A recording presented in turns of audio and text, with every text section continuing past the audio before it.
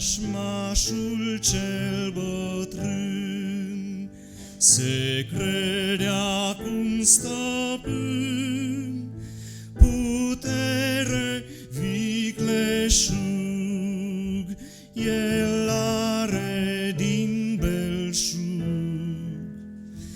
Dar Domnul e mai tare.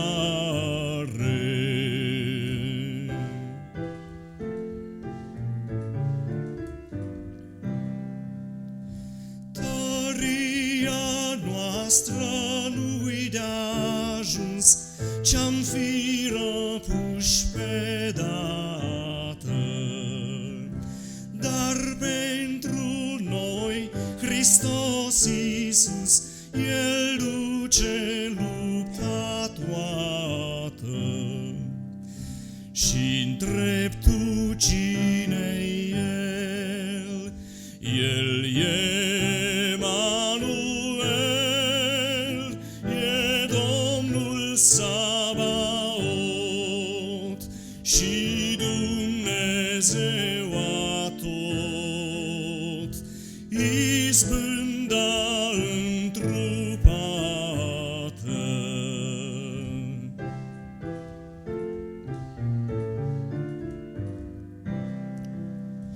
Să nu se atingă de cuvânt, să-l lase cum e-n carte.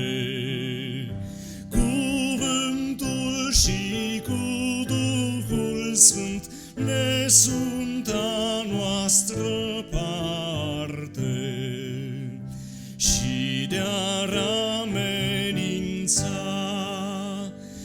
chiar viața să ne ia, tiranul neamic, noi n-am pierdut nimic.